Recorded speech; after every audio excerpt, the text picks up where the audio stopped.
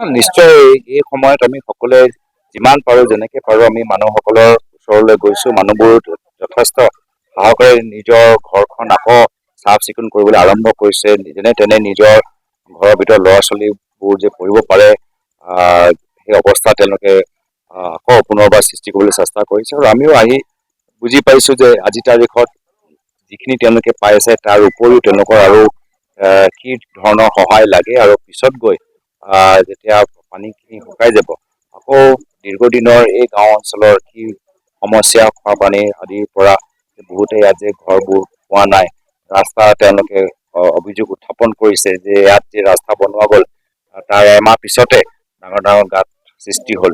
এইখিনিও আমি নোট কৰি লৈছো। বৰ্তমান সময়ত আমি এই বিপদৰ সময়ত তেওঁলোকৰ লগত থিয় দিছো। আমি তেখেতৰ লগত কথাখিনি পাতিছো কেনেদৰে তেওঁলোকে আগবাঢ়ি গৈছে আৰু যিসকলৰ ল'ৰা ছোৱালীবোৰ এই বছৰ মেট্ৰিক দিব আমাৰ ফালৰ পৰা আশীৰ্বাদ মৰম আমি যাচিবলৈ আজি ইয়াত উপস্থিত হৈছো। কেন্দ্ৰীয় নেতৃত্ব অহা নাই অসমলৈ বানৰ পৰিস্থিতি বুজিব ইমান এটা ভয়ংকৰ বান। এতিয়া সেইখিনিয়ে কথা পাতিবলৈ মন কৰা নাই, কিন্তু নিৰ্বাচনৰ সময়ত এইখিনিয়ে কথা আপোনালোকে সোধে, আমাক সাংবাদিকখিনিয়ে নিৰ্বাচনৰ সময়ত সোধে যে কেন্দ্ৰীয় নেতৃত্ব ইমানখিনি মানুহ আহি গ'ল, দুবাৰ তিনিবাৰ আহি গ'ল, চাৰিবাৰ আহি গ'ল, ৰেলী কৰি গ'ল, আপোনালোকেই যে সোধে। আৰু কিন্তু এই প্ৰশ্নটো আমাক সোধাতকৈ এতিয়া সেইখিনি যাৰসকলৰ ওচৰত ক্ষমতা আছে তেওঁলোকক সোধাটো উচিত যে নিৰ্বাচনৰ সময়ত যে চাৰিবাৰ পাঁচবাৰ অহা ব্যক্তিসকল নেতাসকল আজি বিপদৰ সময়ত কিয় অহা নাই। আৰু কথাটো মাত্ৰ অসমৰ নহয়, আজি বানপানী জম্মু কাশ্মীৰত হৈছে, আজি বানপানী গুজৰাটত হৈছে। যেনেদৰে ইয়াত 17জন মানুহ ঢুকালে, একেৰাহে জম্মু কাশ্মীৰত 35জন মানুহ ঢুকাইছে, 30 মানুহ গুজৰাটত ঢুকাইছে। কিন্তু যিগৰাকী আমাৰ দেশৰ নেতা, যিজনে বিদেশত ভ্ৰমণ কৰিয়ে থাকে, সৰু ডাঙৰ সকলো পৃথিৱীৰ ডাঙৰ সৰু ডাঙৰ দেশবোৰ লৈ গৈছে, কিন্তু আজি বিপদৰ সময়ত য'ত য'ত ভাৰতৰ ভিতৰতে জম্মু কাশ্মীৰ হওক, গুজৰাট হওক, অসমত আহিলে ভাল আৰু মানুহখিনি নিজে নিজ চকুৰে চালে গম পালে হেঁতেন কিমান ইয়াত আজি মানুহৰ অৱস্থা। আৰু নিশ্চয় নিজে চাই গ'লে আৰু সহায় কৰা এটা ইচ্ছা থাকে, নহ'লে দিল্লীত বহি থাকি ফোনতে খবৰ ল'লে কিমান যে মানুহৰ এটা মাজত ভয়াৱহ এটা অৱস্থা আছে গম নাপায়। নিজে আহিলে নিজে চকু চালে ভালকে বুজি পাব আৰু সহায় কৰিবলৈ মন কৰিব।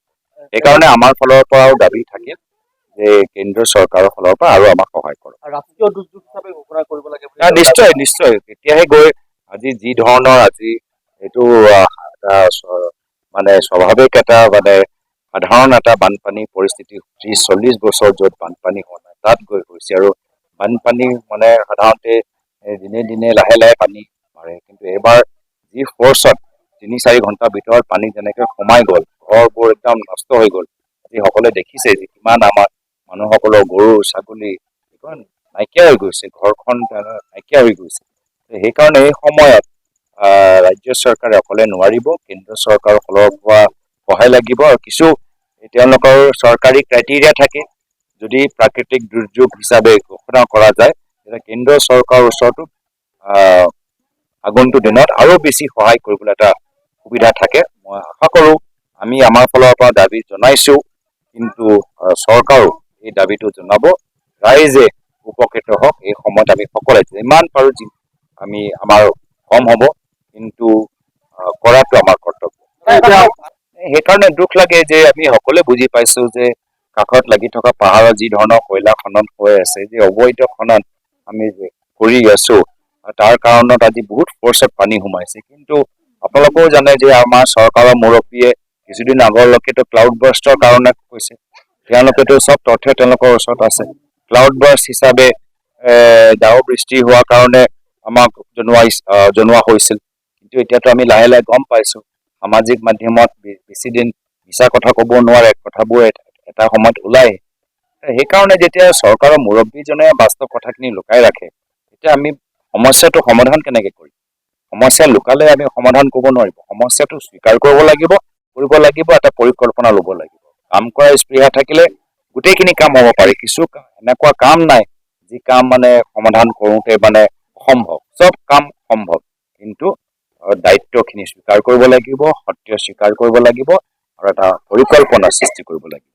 এই যিটো ইছ্যু আছে, যিটো ইছ্যু বৰ্তমান সময়ত যিটো বানপানী ইছ্যু হ'ল, যিটো আপোনাৰ এই ইছ্যুটো আপুনি লোকসভাত কেনেদৰে উপস্থাপন কৰিম বুলি ভাবে? লোকসভাতো মইহে ইতিমধ্যে অসমৰ পৰা উপস্থাপন কৰিছো।